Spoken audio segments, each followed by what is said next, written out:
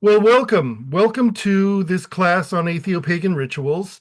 Um, Obviously, practices are a big part of what we do. And so, why, when, where, and how to create them is all an important piece uh, of what we do. I'll introduce myself first and then dive into the material. I am trying to get this bar to go away, but it won't. So, I don't know. Are you Um, talking about the bar at the top that says this meeting is being recorded? No, I'm talking about the bar at the bottom with all the tools on it. Oh, I can't help you there. Well, I'll manage. I can read the screen. That's what matters. Um, so I'm Mark, and I'm an author of books and a poet and a singer and a ritualist. And I congratulate myself that I'm a critical thinker. Um, I've been, I work in environmental advocacy and conservation, mostly of wilderness areas on public lands in California is what I'm doing right now. I'm a lifelong atheist and science nerd. I grew up in a scientific household, so I've never been a believer in the supernatural. Just to kind of put that in, into the hopper. I live in the wine country in Northern California, Sonoma County, and I have spent 37 years practicing with the Northern American pagan community, um, celebrating the holidays and doing rituals and rites of passage and all that good kind of stuff. Here's what I'm not. Um, I've included this in the last class as well as this one. I am not a guru, I am not a cult leader, and I am not a spiritual teacher. I'm not any better than anybody else in this community. I just had some ideas that other people found compelling and said that they wanted to practice them too, which is really cool, but it doesn't make me in charge of anything. And I just want to be really clear about that. I am not infallible or anything even close to infallible, as my partner will readily attest. And I'm not telling you what to do. Um, this is a class about things you can do, to give you ideas and suggestions, because especially people coming in from the atheist community often don't have any clue about how to get started with a ritual practice. So that's the point of this, is just to give you ideas and you can select from them what sounds good to you. Your agency matters to me. So, in the first class that was Welcome to Atheopaganism, we talked a little bit about, what is this? It can be called a religion or a spiritual practice or a life path. If you don't like some of those words, use other ones. That's fine. Basically, what atheopaganism is three fundamental elements. There's a description of the nature of the world or a cosmology. And that cosmology is the cosmology that is brought to us by scientific inquiry. So it's a material universe that follows the laws of physics and it's unfolding according to those laws of physics. The current theory about how it started is the Big Bang. Um, Obviously, scientific thinking changes over time, and with it, our understanding of the universe. So we don't have like a sacred text that's frozen in time. We have an evolving understanding of the nature of the world, but it's a naturalistic understanding of the nature of the world, which means there's no supernatural like gods and spirits and souls and magic and those kinds of things. The second component is a set of values, the four Atheopagan pillars and the 13 principles, which I talked about in the last class. Um, and that is up on YouTube. If you missed it, you can check that out. These are progressive modern values. They're not rooted in the Bronze Age or the Iron Age like many of the other predominant religions of the world. And the idea is that basically that we be inclusive, have a reciprocal sacred relationship with the earth, that we be kind and compassionate, and inclusive, and that we consider the impact of our behavior on people now and on people in the future. And then finally, there's a set of practices, and those are holidays, rituals, meditations, personal rituals, and that's what we're going to focus on today. Today, we're talking about ritual practices. So, the first question that people often ask me when they hear that I'm like a ritualist is like, well, how do you know when to do one, and why do you do them, and where do you find to do them? All these questions. And so I start out with, what's the occasion for having a ritual? Because rituals generally denote special time, special increments of time that we put brackets around so that we can do some work that affects us emotionally and psychologically. What's the location? We'll talk about what makes for a good location for doing rituals and what doesn't. And then finally, what do I do? Uh, What do I, uh, how do I do this ritual thing? How do I get started? And I deliberately chose pictures of locations where people have constructed specifically for doing rituals, whether it's 5,000 years ago or 1,000 years ago or 500 years ago. Each of these places was built specifically for people to practice rituals. So, part one of this is about seasonal celebrations, which is one of the occasions for celebrating rituals. Paying attention to the world around us is very important in Atheopaganism, because the idea is that instead of adopting a calendar from what is for most of us somewhere else, in Britain, for example, there was a particular climate in the 1940s and 50s, and a lot of that kind of got folded into the Wiccan style of paganism in terms of what is expected to happen at every station of the wheel of the year and so forth. In Atheopaganism, we're about relating to our local land, right? Local wildlife, local flora and fauna. So paying attention to, what birds are flying through, what plants are blooming, what's the phase of the moon, all of those kinds of things helps us to identify moments of joy that we can find in the world. So it's very important for us, to be connected to nature in that way. And some people keep what's called a phenology journal, where they just write down what they see every day. um, I did that once for a year, and it was a really helpful way for me to come to understand the cycle of the year right here in Northern California, where I live near the coast. Seasonal rituals also create memorable moments for each time of year. So, rituals are special.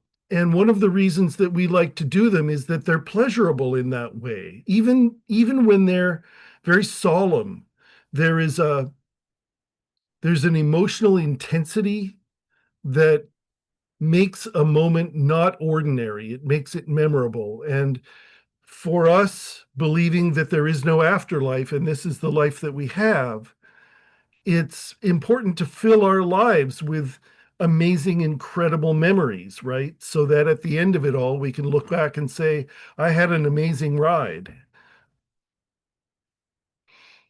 We use metaphorical frames to add to the meaning of these rituals. And over the course of years, traditions can accumulate around these different holidays, which lends a richness to their experience.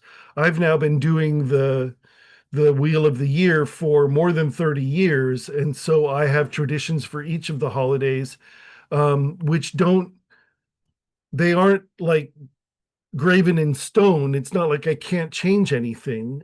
There's always room for more creativity, but I look forward to particular things at particular times of year because I've grown accustomed to those ritual practices. I should also say, which I haven't, that if you have questions, please hold them for the end because I can't actually read the chat and give the class at the same time. So if you do have any questions, please jot them down and we'll have a Q&A and I'm happy to answer everything.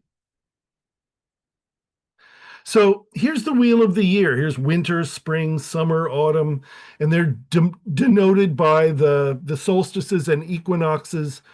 And we go through this cycle every year in either northern or southern hemisphere.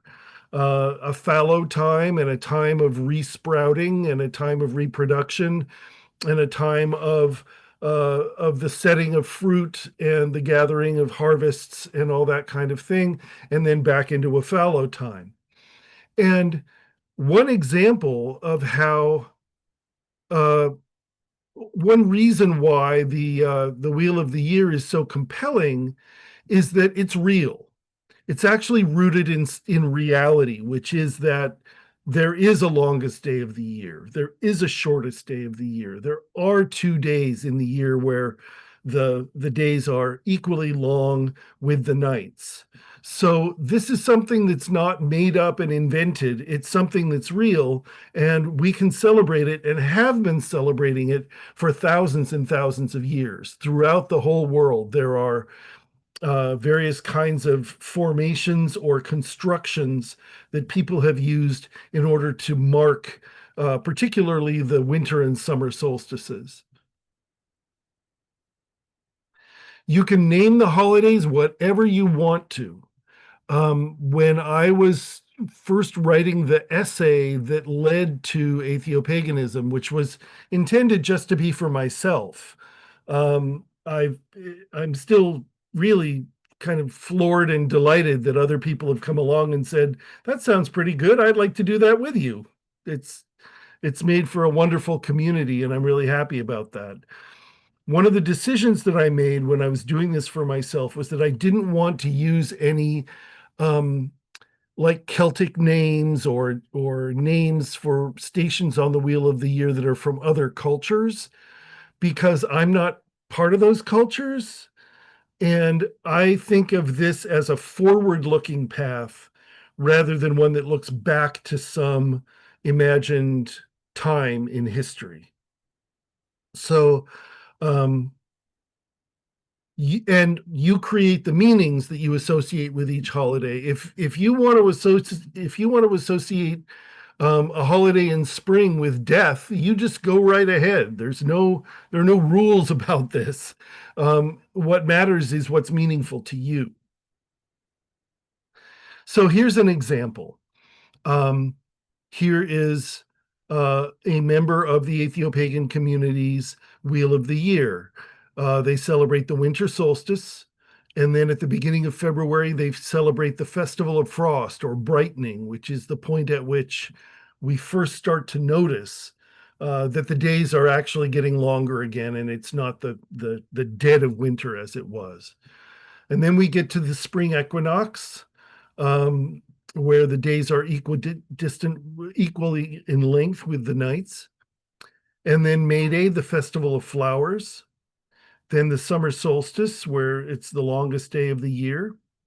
And then 6 weeks later, you start to notice that the days are markedly shorter, and that's called dimming.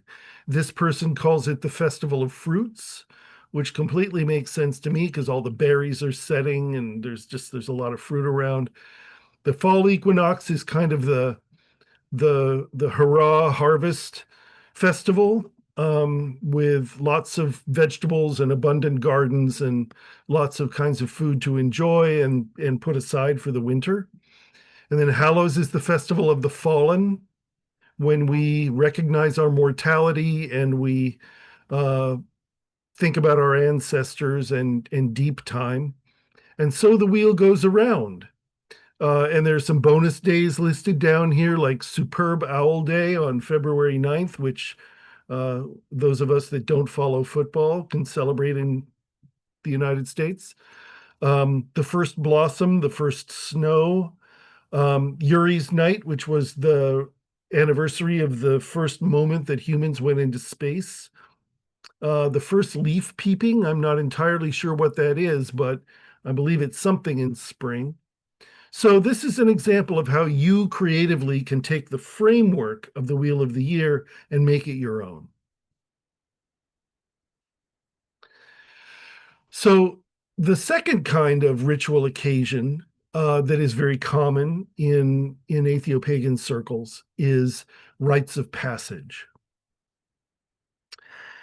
Our lives bring us transitions. We go from being very small and very helpless to growing to being less helpless and more able to encounter the various challenges of the world, and then we move into the fullness of our power, and then uh, and then we begin to wane. We might partner up with someone or someone's um, in the course of that time of adulthood.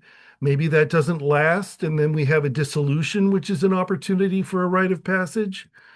Elderhood, the recognition that we are, on the waning side, and that we're entering the waning time of our lives.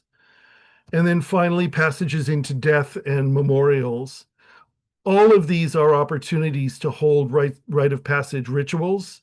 And I have been at all of these kinds of rituals, and they've been super moving, both for the people that are going through the transition and for the community that gathers around them to recognize and celebrate the change that they're going through.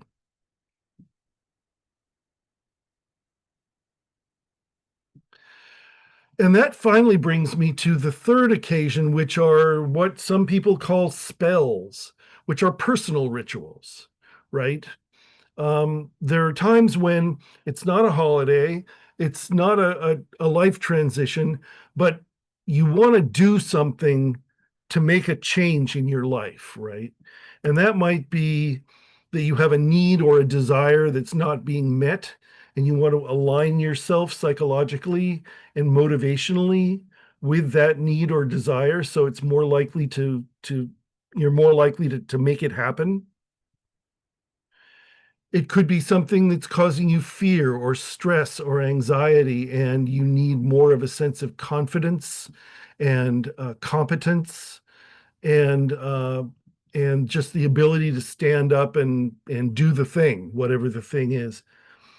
And then sometimes it's about being stuck. I've done a couple rituals. I've done a couple of them for myself, but I've also done a couple of rituals with other people that were about just getting their feet out of the mud and getting them moving again, and that can be very powerful.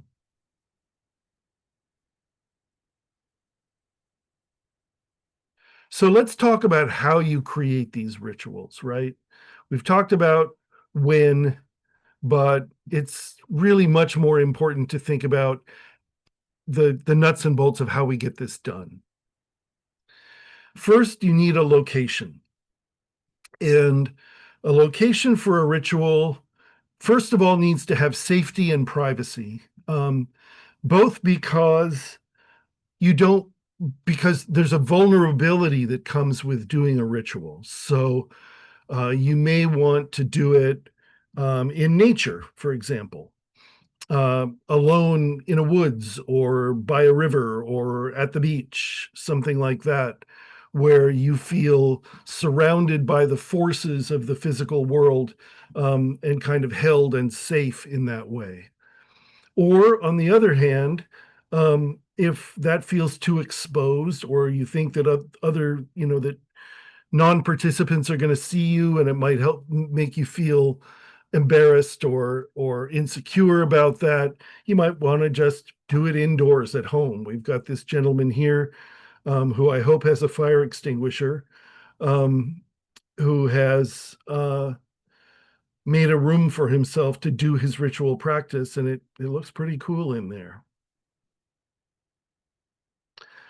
The next step is to develop a ritual storyline. A ritual follows an arc.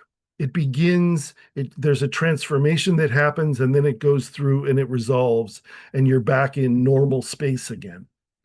So we're going to talk about the felt sense and the imagery that can go into a ritual storyline. We're going to talk about metaphor and narrative that go into the arc of a storyline. And then finally, we're going to structure all those things in a way that helps to create that arc, right? So felt sense, what does this mean? The truth is that when we're going for the ritual feeling, we're going for a particular emotional sense. And when you think about what you're trying to accomplish with the ritual, what are you trying to do? Are you trying to create a sense of community and family and connection?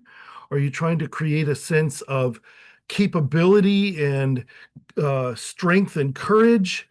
Are you trying to create a sense of or to embrace the sense of grief that goes with loss?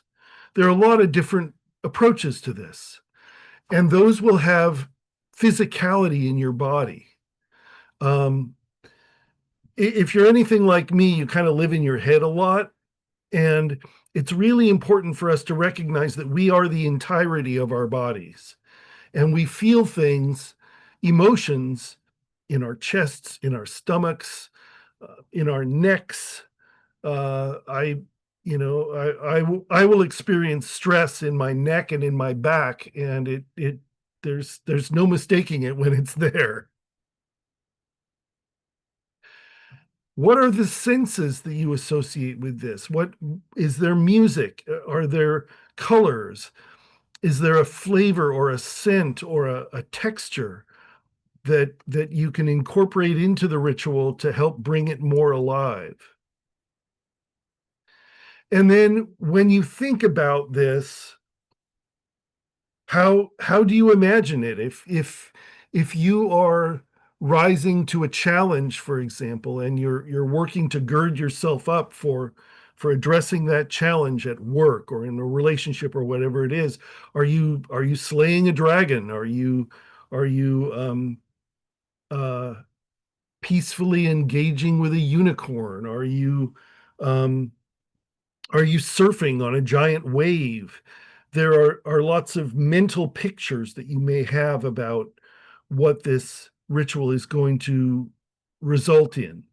And you can use all that stuff to create a ritual story that is impactful and deeply felt and effective at transforming you psychologically.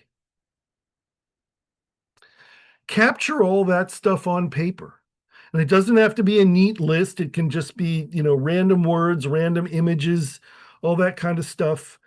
It's that is your subconscious talking to you about the issue that you're working on, whether it's a holiday or a rite of passage or a personal spell. Um, get all that stuff captured in some way so that you can revisit it and then sort it and organize it in a way that uh, uh, makes sense as a story. And then sit with it. Leave it alone for an hour, 2 hours, maybe overnight, and come back to it and sit with it. What do you see? What's the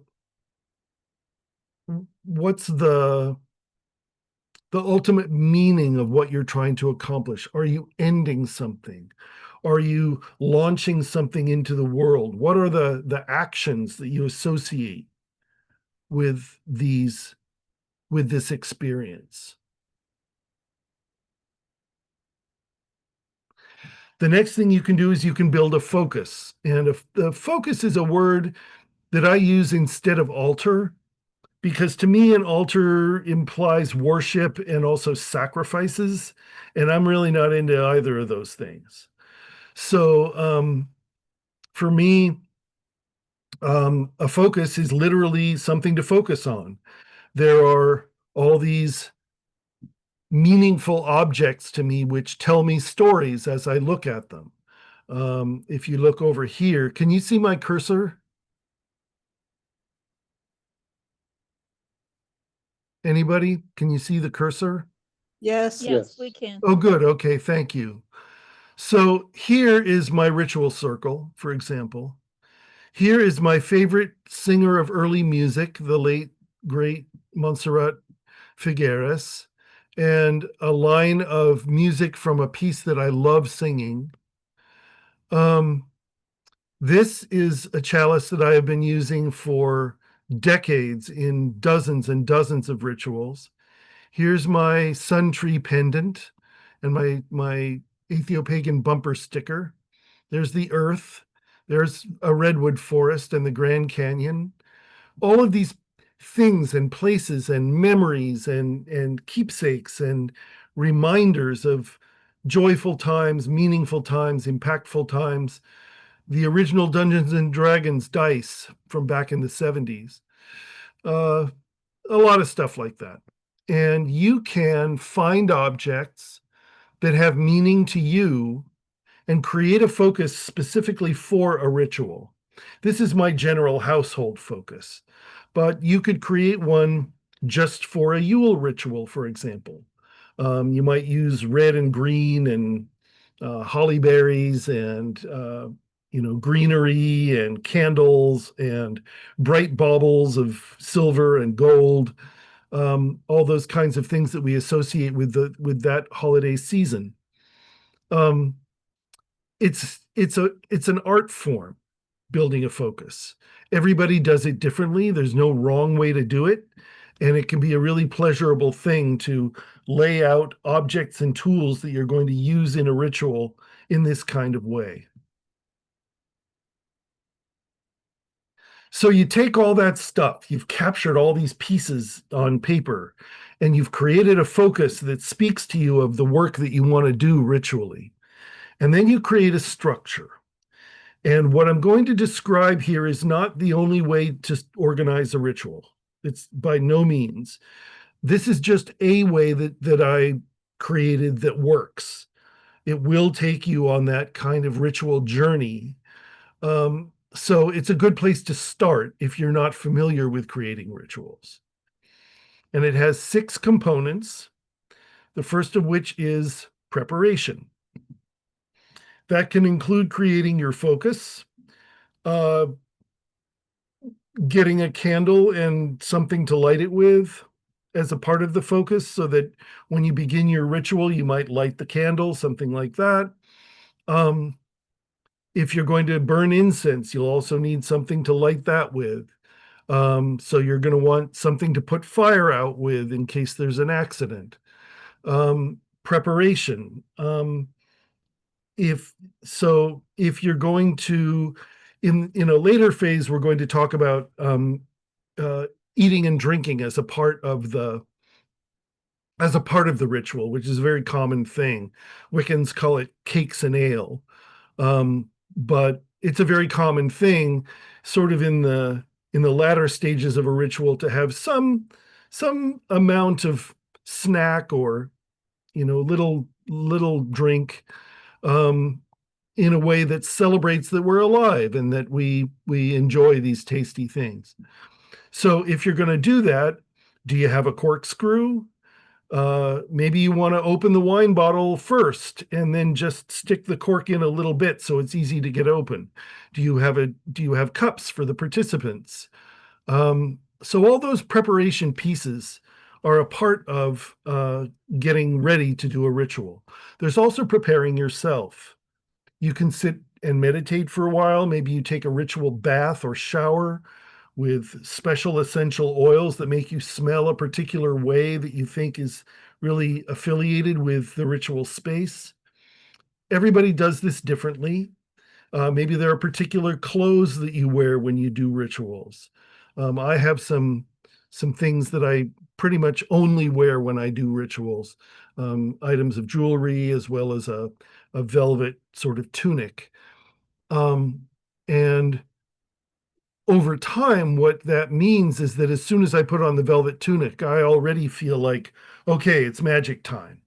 You develop an association in your mind of those things with that state. After preparation, you begin the ritual with what's called arrival. Arrival is the induction into a state of heightened sensory presence, not thinking about the future or worrying about the past, just very attentive to what's happening right now. And you're ready to open yourself to a transformative experience. That might happen through a guided meditation or what's called a grounding, which is uh, also a guided meditation, but it's more geared towards kind of planting you in this place and time on planet Earth, and in your body. Sometimes there is a like a construction of a gateway that people go through, and they might be wafted with incense or burning leaves, with the not with the burning leaves, but with the smoke from maybe in a seashell or something that you can use a feather to scatter the smoke around the person and help them to feel more kind of cleansed and ready.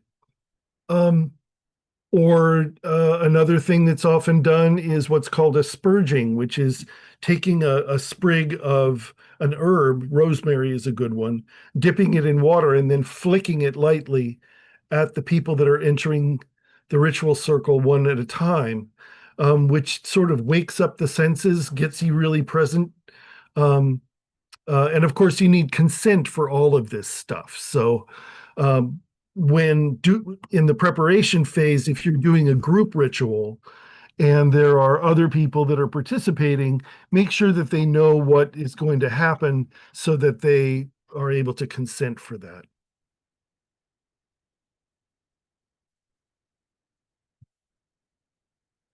The next step is the invocation of qualities.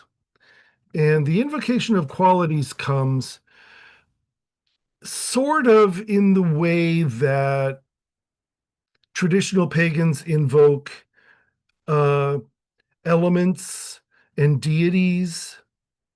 But as Atheopagans, since we don't really believe in that stuff so much, what I do in this structure is I call out the qualities that I want to be with me as I go through this ritual journey.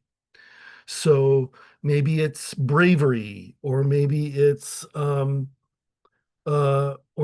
sensitivity, uh, and compassion, or maybe it's curiosity, and focus. Um, and so I will speak those out loud if I'm doing the work myself. If I'm doing it in a group, what's nice is that people can speak out the things that they want to include, and then the whole group can repeat it so that it has a kind of a ritualistic quality to the invocation of qualities. And there's no set number that needs to be said. People don't have to call one out if they don't feel moved to do so. It's just a way of getting all those aspects of the human experience that we want to be uh, ingredients in what we're cooking up to be included. And the next step is the main work of the ritual, which is called the working or deep play. And this is usually a symbolic behavior of some kind.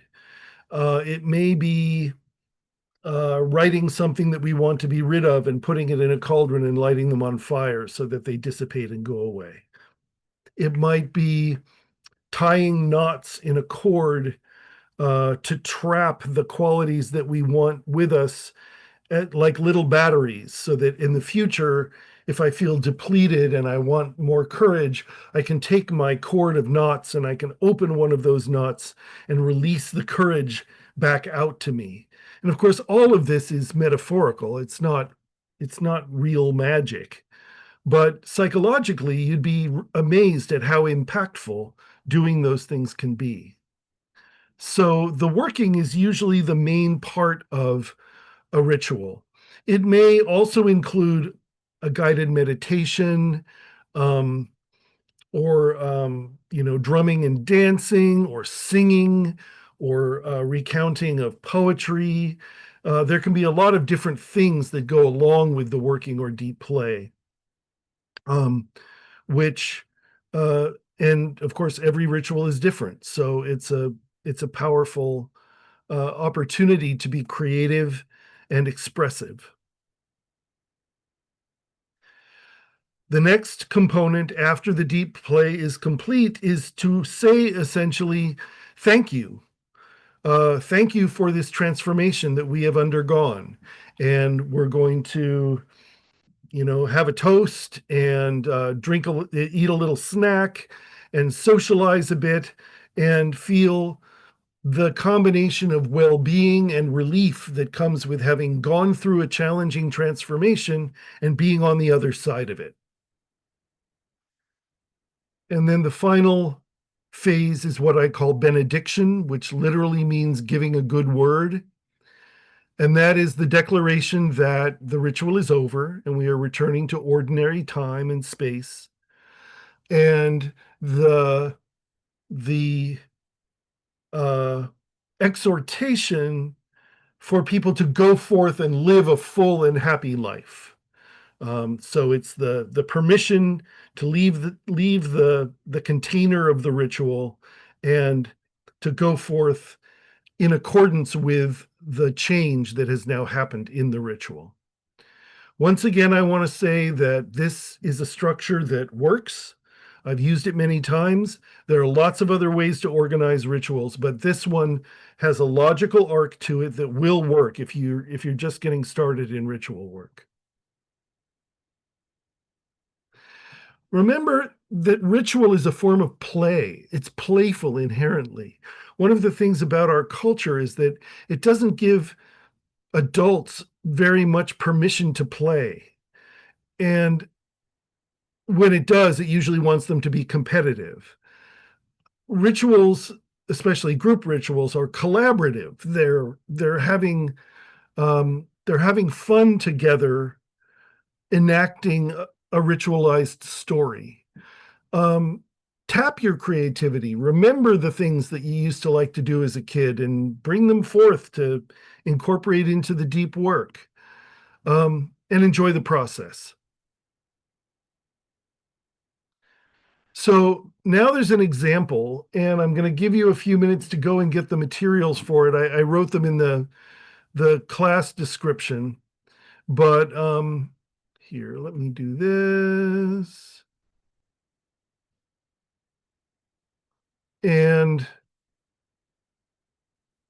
the so what you'll need for this ritual, I'm going to stop the share just for a second so we can see one another, which we can't because the cameras are off, which is fine. So this ritual will need a candle and something to light it with, a length of cord of any kind, really, as long as it's reasonably strong, um, and something to toast with, and a little snack. So I'm going to give us 5 minutes to go and get those things, and we'll come back and we will have an example ritual of how these things can work, particularly of how they can work online. Sound good?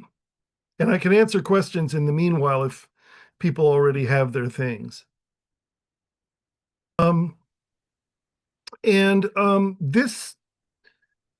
This ritual doesn't take very long, but I just wanted to give people an example of what it's like.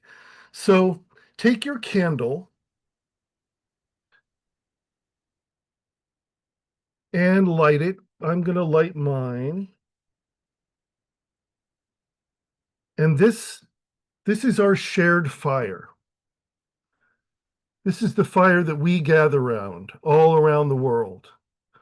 However far we are from one another, this is the shared flame that we all have with us together. It connects us. It brings us together within its sacred glow. It's something that we can all share together, and it's it's like an elemental internet in its way, because fire is fire wherever it is. So take your candle and set it aside. Make sure it's not going to burn anything. I always say that because I tried to light a lampshade on fire during one of these rituals a long time ago. And now, if you're comfortable, close your eyes, or if not, just lower them so that things are dim. Stare into the candle flame and feel the tensions flow out of your body. Breathe deeply and evenly. And just notice those places, those little places that are tight or that itch or that are uncomfortable. And if you are uncomfortable, then change your position. Get into a comfy place where you feel you feel good about where you are and you can be there for a while without feeling discomfort.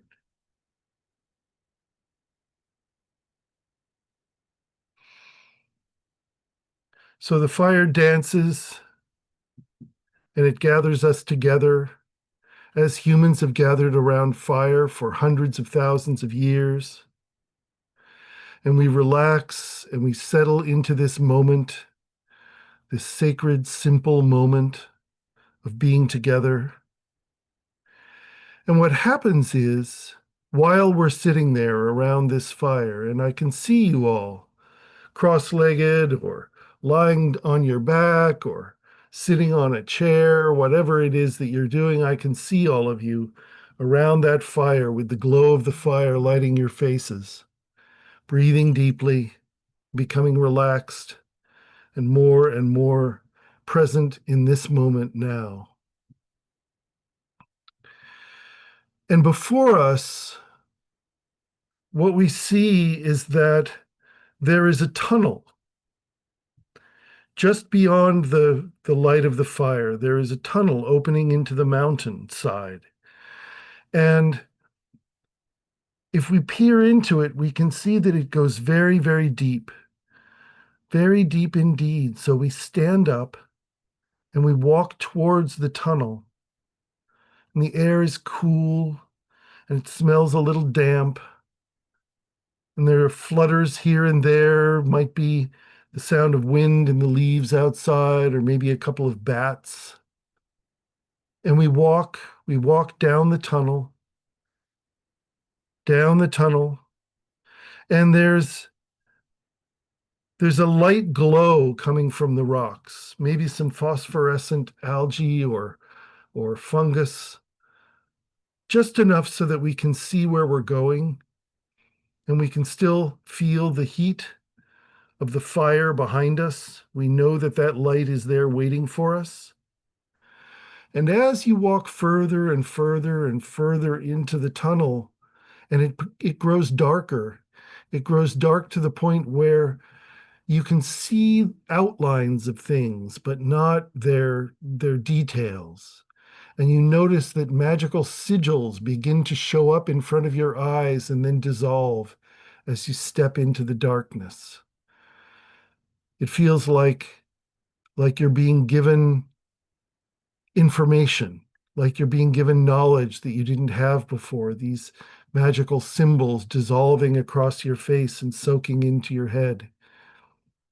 It's it's powerful, but it's very easy and calm. It's not in any way alarming, just very, very simple.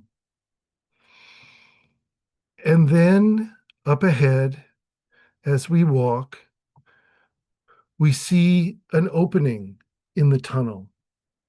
The far side, we've walked through the mountain now. And it's dark on that other side. It's dark. And as we gather at the mouth of the other mouth of the tunnel, we see the landscape that we must navigate together. We see the hurt and the blight and the danger and the malice and the cruelty of the world that we're walking through now. We see the coming years may be cold and dark. We see this in the landscape. There's occasional lightning stabbing down, no rain, but occasional lightning stabbing down, flashing its light. And we're afraid. We hear, we know that we have to cross this long landscape, and it's not a good prospect. So now we're going to invite some help. We invite the presence and the wisdom of the helpers that we need with us as we navigate this time. They may be ancestors or historical figures whose courage and wisdom you admire. Some may be faceless and some familiar. But think now and summon your helpers. Bring them to you. Feel their strength and their wisdom and their age.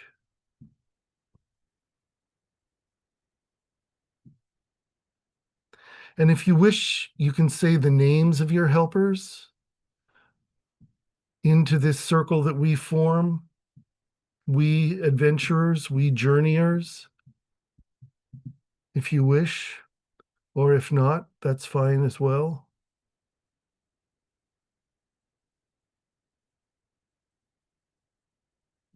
I know that for me, one of the great helpers is Nelson Mandela, who somehow managed not to become bitter and hateful despite decades of abuse.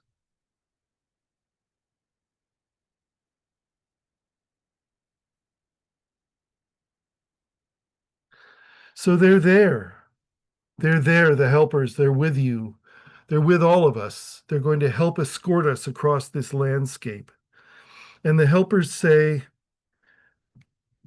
we can give you a magical gift if you consent to receive it. We can help you with some magical assistance in traversing this hard landscape that lays before all of us now in this world. So you decide, do you consent to receive this assistance?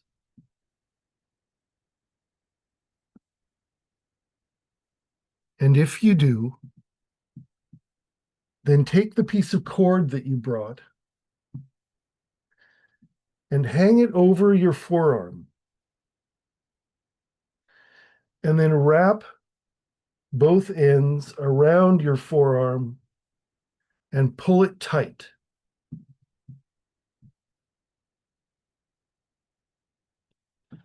Pull it very tight. Hold the ends of the cord in your hand and keep them tight. Feel the pressure going into your arm, the burn of the cordage. Feel the discomfort. Wait until you start to feel numbness, until the pressure starts to feel normal.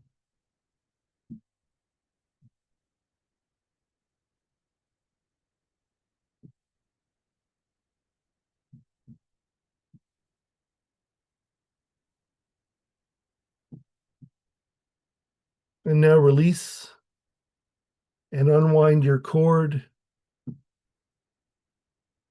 And you'll see that there's an indentation in your skin. This is the impression that the magical gift has given you. It's soaking into you right now. The mark of the badge of courage. The impressions will fade, but the gift will last for all of your life. You can draw on its power at any time. The badge of courage sunken into your skin and taken into your body like food, like the flame, like the magic that it is. It's both an honoring of the courage you already have and an additional reservoir of resilience and bravery and grit.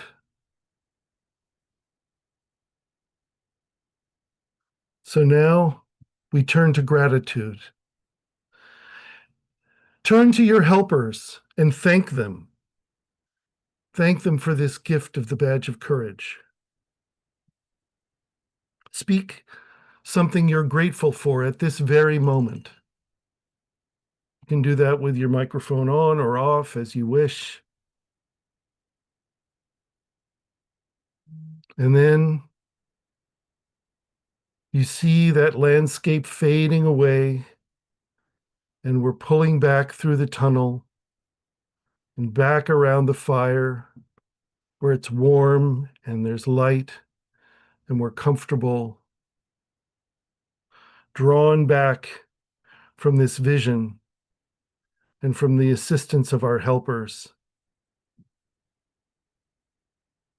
And you can open your eyes, say something that you're grateful for now, and take your food and drink. And I would like to offer a toast to the company of the courageous, which is all of you, all of us, and drink deeply.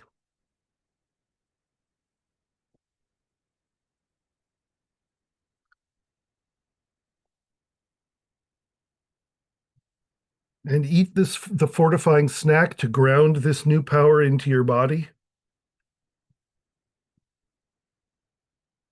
And know that the way may be hard, but we are strong and we stand up for what's right. So go forward now, courageous one. Go forward and live. This work is done.